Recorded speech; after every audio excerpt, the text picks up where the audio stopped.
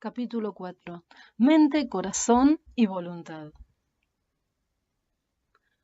Pero gracias a Dios que, aunque antes eran esclavos del pecado, ya se han sometido de corazón a la enseñanza que les fue transmitida.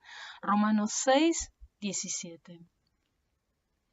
Así aparece esta frase en la versión autorizada de la Biblia inglesa. En la versión Reina Valera 1960 leemos en este texto de Romanos forma de doctrina en vez de enseñanza. Sin embargo, veremos que en ambos casos el significado es el mismo. Llamo la atención a este versículo porque por medio de él deseo continuar con nuestras reflexiones en torno a la causa y la cura de la depresión espiritual. Al hacerlo así, habrá de impresionarnos el hecho de que las manifestaciones que pueden presentar esta condición específica parecen no tener fin. Son tan variados sus modos de manifestarse que ese solo hecho sirve a muchos de tropiezo, pues les asombra que esta sola enfermedad, esta condición espiritual, pueda tener tantos síntomas y manifestaciones. Por supuesto, el hecho de desconocer el problema en sí mismo y por sí mismo puede conducir a la condición que estamos considerando. Quien piense que una vez que se cree en el Señor Jesucristo, todos los problemas quedan atrás y que la historia termina con el clásico final feliz de los cuentos, lo más seguro es que tarde o temprano sufra de esta depresión espiritual. Llegamos a esta vida maravillosa, a esta condición espiritual solo por la gracia de Dios. Pero no debemos olvidar jamás que sobre nosotros y en contra de nosotros existe otro poder. Somos ciudadanos del reino de Dios, pero la Biblia nos dice que hay otro reino, también espiritual, que se opone a nosotros y que en todo momento estamos bajo sus ataques y asedios. Estamos enfrascados en la lucha por la fe y nuestra lucha no es contra seres humanos, sino contra poderes, contra autoridades, contra potestades que dominan este mundo de tinieblas, contra fuerzas espirituales malignas en las regiones celestiales. Mientras esto sea así, debemos estar preparados para cuando se manifieste la condición que estamos considerando, manifestación que puede darse en todo tipo de gente y en las más variadas formas. Nada caracteriza mejor a Satanás que la sutileza con que actúa, porque no solo es Satanás capaz y poderoso, también es sutil. En efecto, el apóstol Pablo nos dice que, de ser necesario, Satanás puede transformarse en un ángel de luz. No hay nada que desee tanto como la ruina y la destrucción de la obra de Dios, y ninguna otra obra de Dios desea destruir con mayores ansias que la obra de gracia de Dios a través de nuestro Señor y Salvador Jesucristo. Por lo tanto, desde que llegamos a ser cristianos, nos convertimos en objeto especial de su atención. De allí que Santiago nos diga, hermanos míos, considérense muy dichosos cuando tengan que enfrentarse con diversas pruebas. Santiago 1, 2.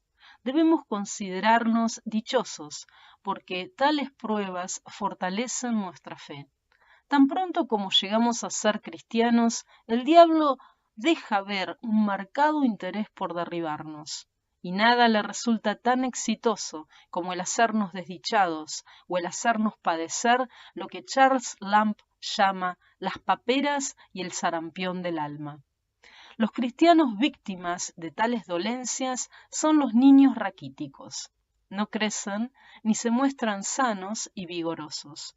Cualquier cristiano en esta condición es, en grado mayor o menor, una negación de su propia fe. Y esto complace a Satanás. Por eso le interesa tanto crear en nosotros esta condición. Por eso recurre a incontables maneras de afectarnos y de manifestarse en nosotros. Bien podemos esperar que las manifestaciones de esta condición sean también muy cambiantes y variadas. Me concentro ahora en otra causa general de esta condición y que se halla descripta en el versículo que tenemos a la vista. Este versículo es una descripción positiva del cristianismo, pero puede usarse en forma negativa. Una de las causas más comunes de toda depresión espiritual es la falta de adecuación a la descripción que nos presenta este versículo. La descripción que aquí tenemos del cristiano es absoluta. Lo que Pablo está diciendo es: ustedes eran esclavos de Satanás y estaban bajo su dominio. En esta condición estaban, pero ya no lo están. Y da gracias a Dios de poder decir esto acerca de estos cristianos, que aunque alguna vez estuvieron en esas condiciones, ahora ya no lo están. ¿Por qué no? Porque se han sometido de corazón a la enseñanza que les fue transmitida. Romanos 6, 17. O bien, a la cual fuisteis entregados. Reina Valera 60. Así es como el apóstol describe a un cristiano.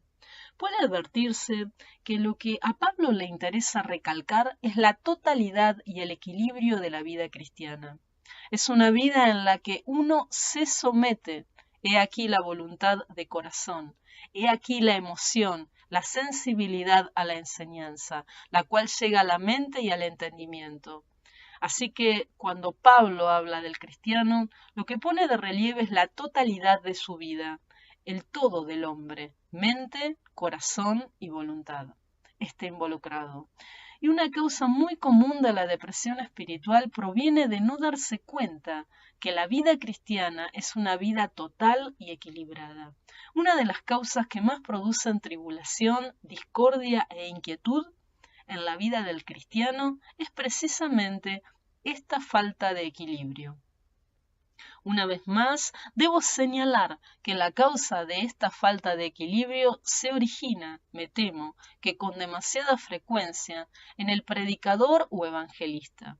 Por lo general, los cristianos carentes de equilibrio son el resultado de predicadores o evangelistas con doctrinas carentes de firmeza, definición e integridad. Según vayamos avanzando en nuestro estudio, iremos viendo más y más cuán vitales e importantes son las circunstancias en que nace el cristiano. He llegado a pensar que alguien debería tomar esto como tema de estudio e investigar la relación que existe entre el desarrollo ulterior de los cristianos y los medios o métodos específicos que concurrieron en su conversión. Estoy seguro que sería tan significativo como interesante. Generalmente, los hijos participan de las características de sus padres y los conversos tienden a adoptar ciertas características de los que fueron usados por Dios para su conversión. Pero no solo esto, sino que el tipo y clase de reunión en que la gente llega a la luz y de hecho todo su entorno del nuevo nacimiento tienden a influir en el desarrollo subsecuente de estos convertidos, más de lo que con frecuencia advertimos. Esto ya lo señalamos en un capítulo anterior, y ciertamente es muy importante en relación con el asunto que ahora estamos considerando. Esto explica la existencia de diferentes tipos de cristianos con ciertas características. Todos los miembros de un grupo cualquiera son muy semejantes entre sí, y comparten cierto sello, mientras que los de otros grupos son diferentes. Ahora, bien, en la medida en que esto sea cierto y en la medida en que estas características particulares las tengamos asociadas con un tipo particular de ministerio, será la medida en que estaremos propensos a ser víctimas de esta falta de equilibrio, el cual puede finalmente manifestarse en infelicidad y desdicha. El apóstol Pablo se ocupa de esto porque siempre suscita un problema práctico. Les estaba escribiendo a los cristianos de Roma y no podemos asegurar si él se imaginó esta postura a fin de refutarla o si decía: ¿vamos a persistir en el pecado para que la gracia abunde? O tal vez el apóstol, habiendo establecido la doctrina de la justificación solo por la fe, súbitamente se dice a sí mismo: ahora bien, hay un peligro en dejar esto así, pues no faltará quien diga: muy bien, ¿vamos a persistir en el pecado para que la gracia abunde? porque él ha estado diciendo que donde abundó el pecado, sobreabundó la gracia. En la iglesia primitiva había gente que argumentaba de ese modo, y todavía hay muchos que tienden a hacer lo mismo. Su actitud es, muy bien, a la luz de esta doctrina no importa lo que haga un hombre, mientras más peque, más glorificado será Dios al perdonarlo. No importa lo que yo haga, pues soy cristiano y la gracia de Dios me protege. ¿Pero qué dice a esto el apóstol? Su respuesta es que solo puede decir algo semejante quien no ha entendido esta enseñanza. Quien la ha entendido jamás llegará a tales conclusiones. Sería imposible. Por lo tanto, responde de inmediato, de ninguna manera. Nosotros que hemos muerto al pecado, y eso es lo que he estado predicando, ¿cómo podemos seguir viviendo en él? El cristiano está ahora en Cristo y por lo tanto no solo ha muerto con él, sino que también ha resucitado con él. Solo quien nunca ha llegado a captar la enseñanza puede preguntar algo tan terrible como ¿vamos a persistir en el pecado para que la gracia abunde? Todo lo que el apóstol se propone en este capítulo es mostrar la importancia de captar el equilibrio de la verdad, así como la importancia de aferrarse al Evangelio completo y de darse cuenta de que no asirse a él conduce inevitablemente a ciertas consecuencias. Me voy a permitir fragmentar un poco este asunto. Tenemos aquí enumerados ciertos principios. El primero de ellos es que la depresión espiritual o infelicidad en la vida cristiana es muy frecuente debido a que perdemos de vista la grandeza del Evangelio. El apóstol Pablo habla acerca de la forma de doctrina a la cual fuiste entregados. Reina Valera 60. Es decir, se refiere a la enseñanza. Si bien a menudo la gente se encuentra infeliz en la vida cristiana, es porque ha visto el cristianismo y todo el mensaje del Evangelio en términos inadecuados. Algunos piensan que se tratan simplemente de un mensaje de perdón, y si uno les pregunta qué es el cristianismo, su respuesta será, si crees en el Señor Jesucristo, tus pecados te serán perdonados. Y eso es todo. No pasan de ahí. Se sienten infelices por ciertas cosas de su pasado y han oído decir que en Cristo Dios los perdonará. Y aceptan su perdón, pero no pasan de allí. Este es todo su cristianismo. Hay otros que conciben el cristianismo solo como moralidad. Desde su propia perspectiva, no necesitan el perdón, pero desean destacarse en la vida, quieren hacer el bien en este mundo, y el cristianismo es para ellos un programa de acción ético y moral. Tales personas están condenadas a la infelicidad, pues inevitablemente surgirán en su vida algunos problemas que estrictamente caen fuera de la moralidad, por ejemplo, la muerte de alguien o alguna relación personal. Llegado el caso, la moral y la ética no resultarán de ayuda, ni les servirá de mucho lo que ellos creen que es el Evangelio. Cuando sobreviene el golpe, sobreviene también la infelicidad, porque nunca han visto adecuadamente el Evangelio, sino solo de una manera parcial y fragmentaria. Hay también los que están interesados en el cristianismo solo como algo bueno y hermoso y se sienten atraídos a él solo por razones estéticas. Así es como conciben el Evangelio. Para ellos, todo su mensaje completo no es más que algo muy bello y maravilloso que les produce una sensación de bienestar cuando lo escuchan.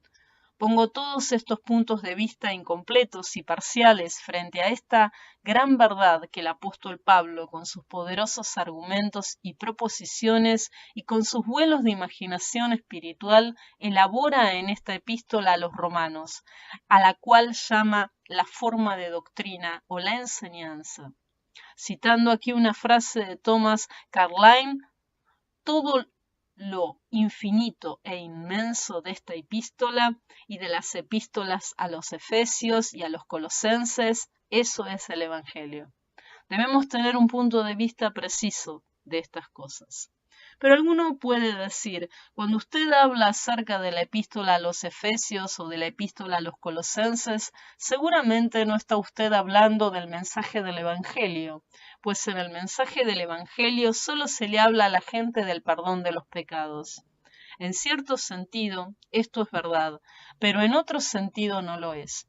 Cierto hombre que había estado en el culto un domingo por la noche me dio una carta, y en ella me decía que había descubierto algo.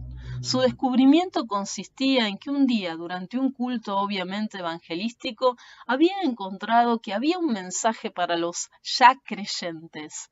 Decía aquel hombre, jamás me imaginé que esto podría suceder, jamás pensé posible que, en un mismo culto, pudiera predicarse un mensaje evangelístico a los incrédulos y que no obstante, ese mismo mensaje pudiera ser también para los creyentes y que pudiera inquietarlos. Lo que este hombre estaba haciendo era una tremenda confesión. Me estaba diciendo cuál había sido hasta ese momento su concepción del Evangelio. Era una de esas concepciones parciales e incompletas, que seleccionan una cosa aquí y otra allá. Pero no, la manera de evangelizar es compartir todo el consejo de Dios. Pero la gente alega estar muy ocupada o no poder entender todo esto. Yo les recordaría que el apóstol Pablo predicó eso mismo a esclavos. No fueron muchos los poderosos ni muchos los de noble cuna. Primera Colosenses 1:26, a quienes Dios llamó. Lo que Pablo les dio fue esa tremenda presentación de la verdad. El Evangelio no es algo que se administra parcialmente o en pequeñas dosis, sino que abarca toda la vida, toda la historia y el mundo entero. El Evangelio nos habla de la creación y del juicio final, y de todos los sucesos intermedios. El Evangelio es una visión integral y completa de la vida, y la infelicidad de muchos en la vida cristiana se debe a que nunca se han dado cuenta de que ese modo de vida es provechosa para la vida entera del hombre, y que abarca toda eventualidad de su experiencia. No hay un solo aspecto de la vida del cual el Evangelio no tenga algo que decir. La totalidad de la vida debe estar bajo su influencia, porque todo lo abarca. El propósito del Evangelio es el de controlarlo todo y gobernarlo todo en nuestras vidas.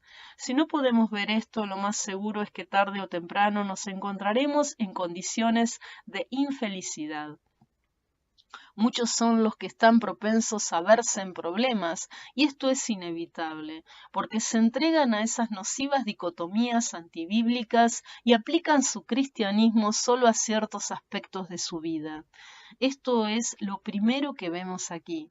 Debemos darnos cuenta de la grandeza del Evangelio y de sus dimensiones vastas y eternas. Debemos vivir más de las riquezas y en las riquezas de estos grandes absolutos doctrinales. Y no debemos quedarnos siempre en los Evangelios. Podemos partir de allí, pero no debemos seguir adelante. Entonces, cuando lo veamos realizado y puesto íntegramente en su contexto general, veremos lo poderoso que es el Evangelio y que el propósito integral de nuestra vida es que ésta sea gobernada por él. Lo cual nos lleva al segundo punto, que nos señala que así como frecuentemente pasamos por alto la grandeza y la totalidad del mensaje, así también pasamos por alto el hecho de que el hombre en su totalidad debe ser envuelto en el mensaje y por el mensaje. Ustedes se han sometido de corazón a la enseñanza que les fue transmitida. Romanos 6:17. El hombre es una criatura maravillosa, es mente, corazón y voluntad. Estos son los elementos principales de que está constituido. Dios le ha dado una mente, un corazón y una voluntad que le permiten actuar. Y una de las mayores glorias del Evangelio es tomar al hombre entero. A decir verdad, me atrevo a afirmar que no hay nada que pueda hacerlo. Solamente este Evangelio completo, esta visión total de la vida y de la muerte y de la eternidad, es lo bastante grande como para incluir al hombre entero. Muchos de nuestros problemas son el resultado de no darnos cuenta de esto. Nuestra respuesta a este gran evangelio es solo una respuesta parcial. Voy a permitirme enumerar algunos aspectos en apoyo a mi argumento. Hay personas en las que predomina solo la cabeza, es decir, el intelecto, el entendimiento. Tales personas dicen estar tremendamente interesadas en el Evangelio, pero no como un punto de vista, como una filosofía cristiana. Tales personas siempre están hablando de la perspectiva cristiana o de las percepciones cristianas, para usar el vocabulario en boga. Todo es algo puramente filosófico y totalmente intelectual. Creo que estaremos de acuerdo en que hoy en día hay un gran número de personas que asumen tal postura. Para ellas el cristianismo reviste gran interés y creen y proclaman que todos nuestros problemas podrían resolverse si tan solo este punto de vista cristiano pudiera aplicarse a la política, a la industria y a cualquier otra esfera de actividades. Se trata enteramente de la actitud y del punto de vista intelectuales. Hay otros, quizá no tantos como hoy, como antes, cuyo principal interés en el Evangelio radica en cuestiones teológicas, doctrinales y metafísicas, y en grandes problemas, argumentos y discusiones. Hablo de tiempos pasados, de días que ya se han ido. No quiero defenderlos, pero eran infinitamente preferibles a las posturas de nuestros días. Eran gente interesada solamente en los problemas teológicos del Evangelio, en torno a los cuales argumentaban y discutían, pues este era su interés, su pasatiempo intelectual. Eran gente de mente muy comprometida. La tragedia, sin embargo, era que no iban más allá de ese interés y que sus corazones jamás fueron tocados. En esas vidas no solo estaba ausente la gracia del Señor Jesucristo, sino que a menudo había una ausencia de leche ordinaria que es la bondad humana. Eran gente que podía discutir y casi pelear acerca de doctrinas particulares, pero eran por lo general hoscos en su trato, gente a la que nadie acudiría en caso de estar en problemas, pues daban la impresión de ser incapaces de entender o de condolerse. Peor aún, la verdad que con tanto interés buscaban no tenía aplicación alguna en sus vidas, pues se limitaba solamente a sus estudios. Esta verdad no afectaba en absoluto su conducta ni su comportamiento, sino que estaba confinada enteramente al campo del pensamiento. Obviamente, tarde o temprano, debieron enfrentar dificultades y experimentar la infelicidad. ¿Ha visto a alguien, a una persona así? ¿Ha visto a alguien a una persona así en los últimos días de su vida? ¿La ha visto cuando ya no puede leer o en su lecho de muerte? Yo he visto a una o dos, y no quiero ver a otra.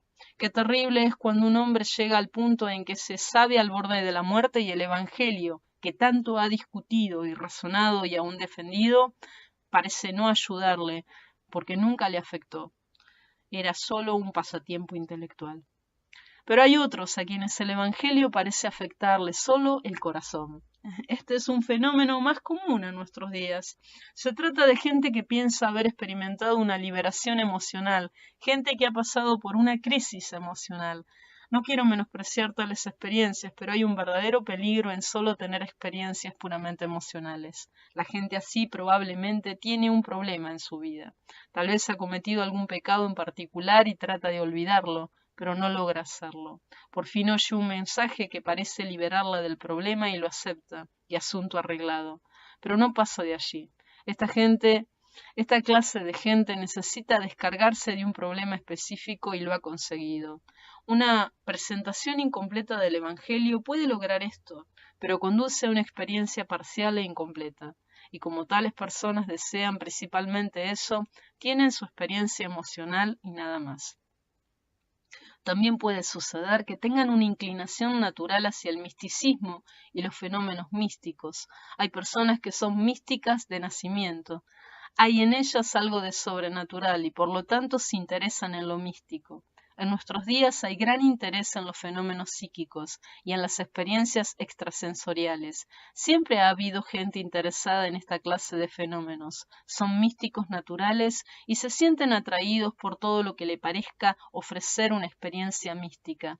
Se acercan a las escrituras porque creen que en ellas verán satisfechos sus anhelos, sus deseos de una experiencia mística.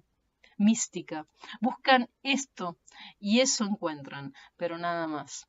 También puede ser que algunas personas se encuentren en esta situación simplemente porque las conmueve la presentación del Evangelio desde una perspectiva estética, ya sea la atmósfera de la iglesia, los coloridos vitrales, los monumentos, el ritual, los himnos que se cantan, la música, el sermón o cualquiera de estas cosas o todas ellas.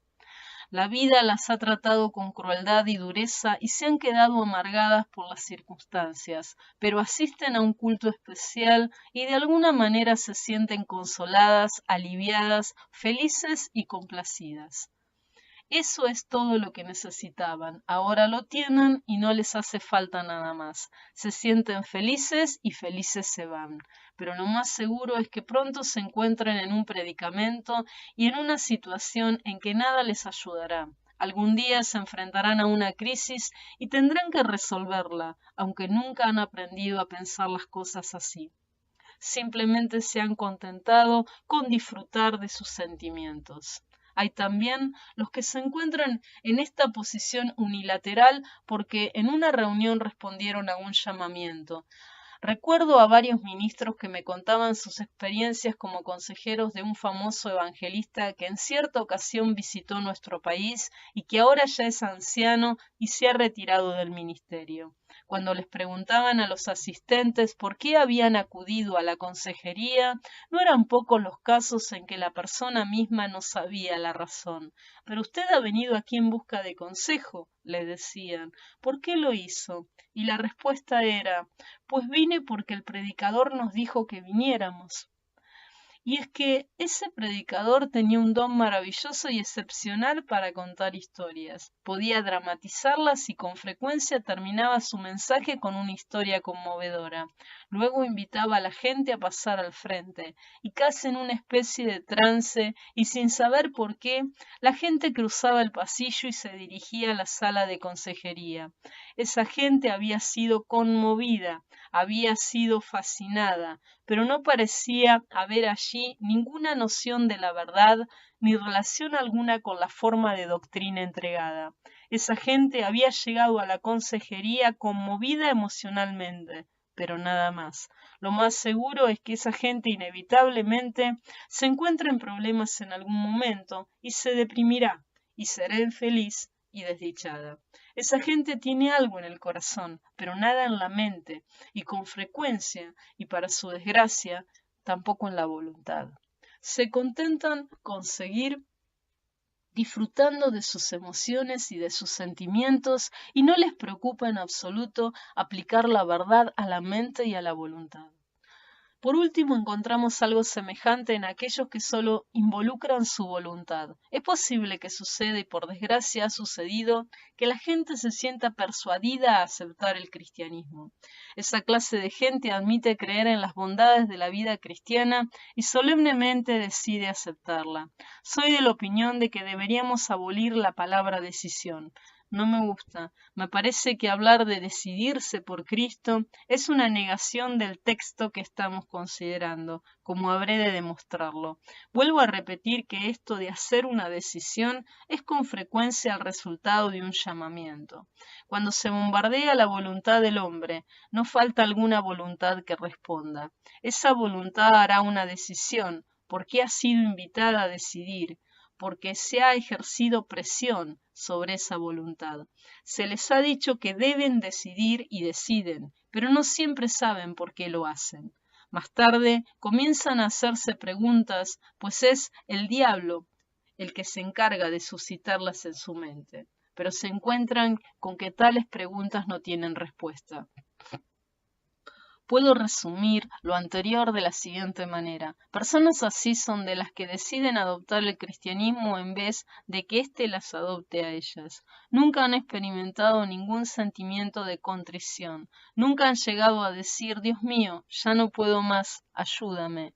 No han sentido el imperativo de que todo lo demás debe quedar excluido, de que la verdad tiene que llegar a ellas y que deben aceptarla.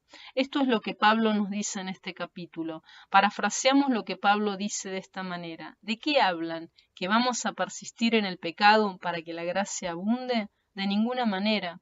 ¿Cómo pueden decir tal cosa? ¿Se dan cuenta de cuál es la verdad? Eso quiere decir que aún no han entendido lo que significa la gracia. Romanos 6:1. Solo quienes han entendido la verdad desean ponerla en práctica. La tragedia de los otros es que jamás la han conocido. Esto es lo que provoca esta condición. Pero debo recalcar algo. Se dan casos de gente que, como lo he venido demostrando, tiene comprometida solo una parte de su personalidad, solo la cabeza, solo el corazón, solo la voluntad. Creo que estaremos de acuerdo en que esta gente debe estar equivocada, pero debo también aclarar que es igualmente erróneo comprometer solo dos de estas tres partes, como por ejemplo comprometer la cabeza y el corazón, pero no la voluntad. Y me parece que esto es lo que el apóstol quiere que entendamos. La postura cristiana es de un triple compromiso. Se comprometen los tres elementos juntos al mismo tiempo y en todo tiempo. Un evangelio tan grandioso como este adopta todo nuestro ser. Y si todo nuestro ser no es adoptado por el evangelio, pongámonos a pensar en dónde estamos. Ya se han sometido de corazón a la enseñanza que les fue transmitida. Romanos 6:17. ¡Qué evangelio! ¡Qué mensaje tan glorioso! Puede satisfacer del todo la mente del hombre, puede conmover del todo su corazón y puede conducir a una obediencia de todo corazón en el campo de la voluntad. Eso es el Evangelio. Cristo murió para que pudiéramos llegar a ser hombres completos y no solo para que se salvaran algunas partes de nosotros ni para que fuéramos cristianos incompletos. Cristo murió para que haya en nosotros una finalidad equilibrada. Pero no solo eso, si nos falta esta proposición más tarde nos veremos en dificultades, pues Dios ha hecho al hombre de manera equilibrada. ¿Nos hemos puesto a pensar en esto?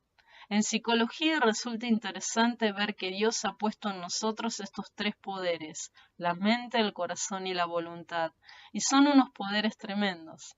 Nosotros habríamos pensado que los tres jamás podrían coexistir en una sola persona, pero Dios hizo perfecto al hombre.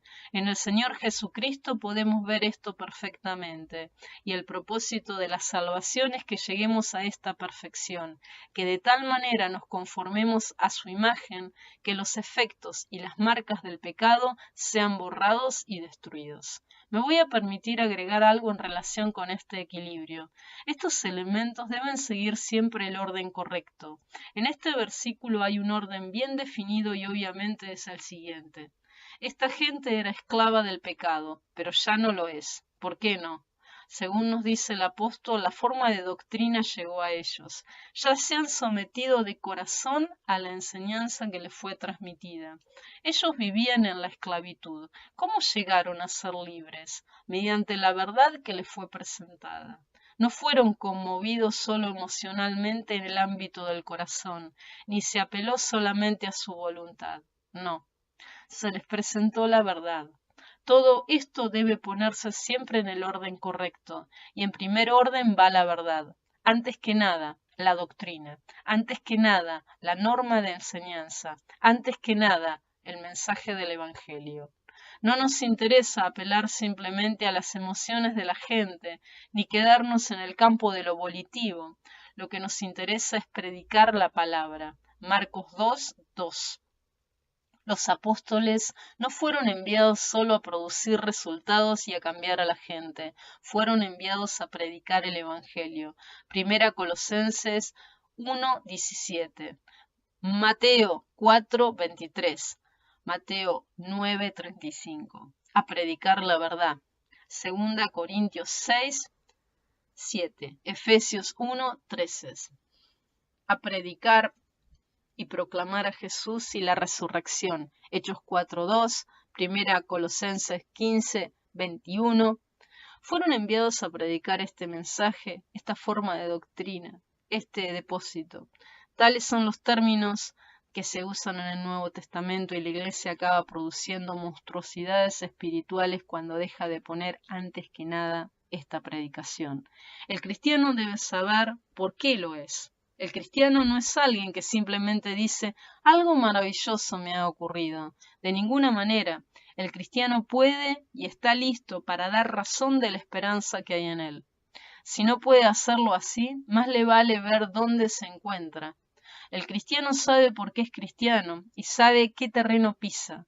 Se le ha transmitido la enseñanza, ha recibido la verdad, esta forma de sana enseñanza. Ha llegado hasta él, hasta su mente, y debe siempre empezar con su mente. La verdad llega a la mente y al entendimiento mediante la iluminación del Espíritu Santo. Una vez que el cristiano ha conocido la verdad, llega a amarla. La verdad le conmueve el corazón, pues ve lo que era y la vida que llevaba, y acaba por aborrecerla. Cuando vemos que la verdad acerca de nosotros es que somos esclavos del pecado, acabamos por aborrecernos. Pero cuando vemos la gloriosa verdad que nos habla del amor de Cristo, la queremos, la deseamos. Así es como se compromete el corazón. En realidad, conocer la verdad significa conmoverse ante ella y llegar a amarla. Esto es inevitable. Cuando vemos claramente la verdad, lo sentimos. Esto a su vez nos conduce a experimentar grandes deseos de practicarla y de vivirla. He aquí el argumento completo de Pablo. Nos dice, hablar de persistir en el pecado es impensable. Si tan solo tuvieran conciencia de que están unidos a Cristo, de que han muerto con Él y de que por lo tanto han resucitado con Él, jamás hablarían así. Ustedes no pueden estar unidos a Cristo y ser uno con Él y al mismo tiempo hablar de persistir en el pecado. ¿Acaso esta gran verdad me da licencia para seguir haciendo lo que antes me atraía? Por supuesto que no. Esto es inconcebible. Todo el que sabe y cree que ha resucitado con Cristo inevitablemente deseará andar con Él en novedad de vida.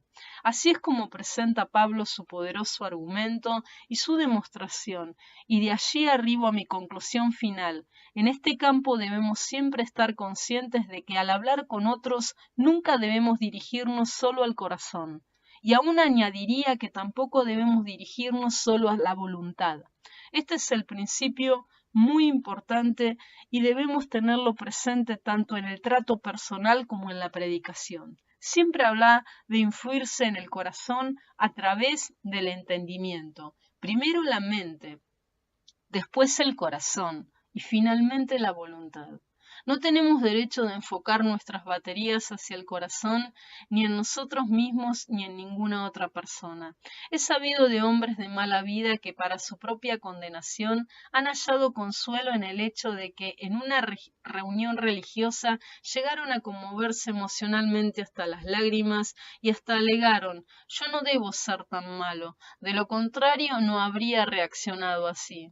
Pero sus deducciones son falsas, pues su respuesta emocional la produjeron ellos mismos.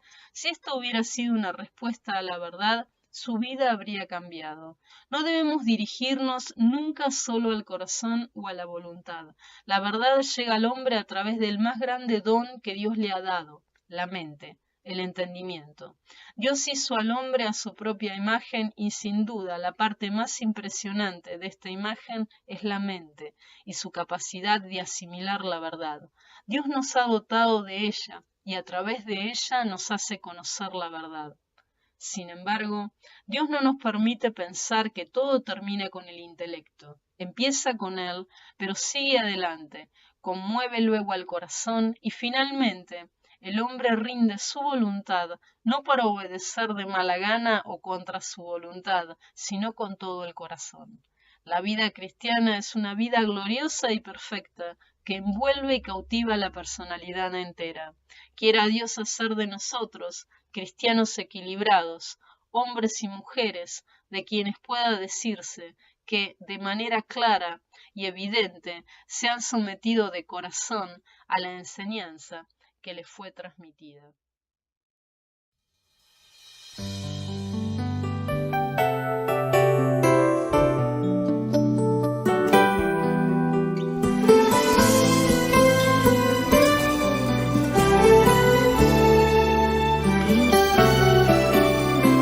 Tómame en tus brazos